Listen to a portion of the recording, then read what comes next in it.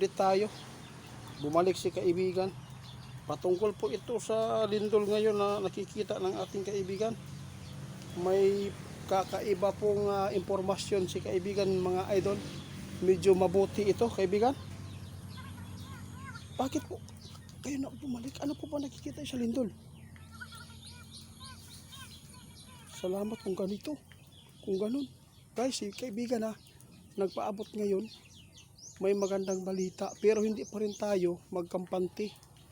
Walang nakita si kaibigan ngayon, mga idol, na magkakaroon ng malakas na lindol ngayon dito sa Mindanao.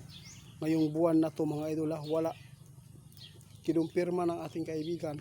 Kung mayroon man, epekto lang yun sa mga aftershock. Yung nangyari sa 7.8 magnitude.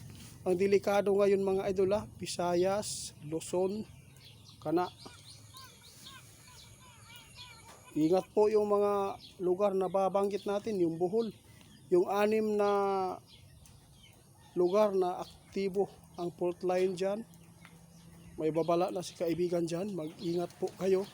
Dahil yung impormasyon ng ating kaibigan ngayon dito sa Mindanao, wala silang nakita ngayong buwan na to na may lindol na malakas. Wala. Kung mayroon man, epekto lang po sa pagyanig ng 7.8 magnitude kung may mga pagyanig mas ibang lugar.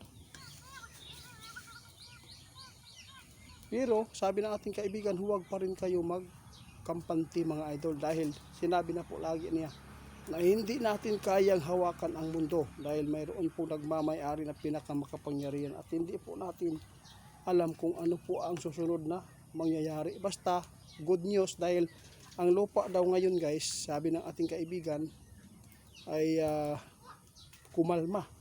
Ang hindi lang maganda dito, mga idol, may update na tayo patungkol sa malaking butas, no?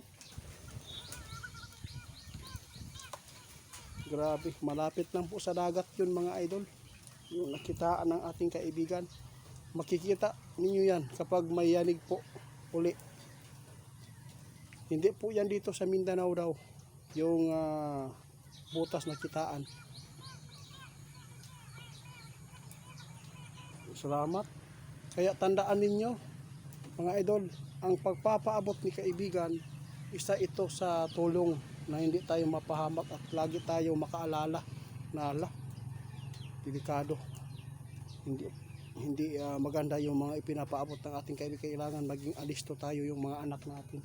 Kung mayroon man tayong mga lugar ngayon na tinitirhan na sobrang lapit sa mga building, no, huwag po tayo magkampante.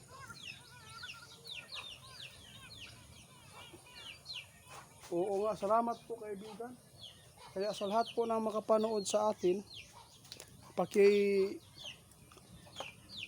na lang, mga idol, para maipaabot sa lahat po ng makapanood sa Mindanao. Dahil baka po hanggang ngayon trauma. Huwag kayong mag-alala.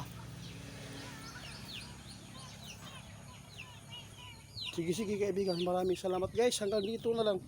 Yun lang po, no. May good news na balita si kaibigan. Kinumpirma ng ating kaibigan ngayon na huwag pa rin tayo magkampante kahit wala siyang nakitang masamang lindol na aabot ng 8. Wala siyang nakita at wala po din 7. Wala. Siguro kung mayroon man mga 5, mahigit 4, yun lang. Dahil sa trigger na ang lupa dahil sa pagyanig po ng 7.8 magnitude. Kaya hanggang dito na lang muna, mga idol. Maraming salamat po sa inyo. Ay, tama pala, no? Paki-report pala kay Ghost Hunter 88 Pals, kasi itong video natin nanakawin naman po niya ito. Ipopost naman niya sa Facebook. Alam po ba niyo kung bakit ito ginawa ko, na lagi po ako nagpaalala kasi marami po na scam, no? May mga order sila sa kay Ghost Hunter 88 Pals, 2 beses na daw hindi napadala. Ako po yung napagbuntungan. Kaya lagi ko pong pinapaalala, ayaw kong madamay tayo kasi reputasyon po natin yung dito nakataya. Hindi po maganda po para sa iba. Baka sabihin po ng taga rito sa amin, scammer tayo. Hindi po. Kaya nagpapaabot ako lagi, guys. Pasensya na po kayo kung kahit ano na lang po ang nakikita ng ating kaibigan.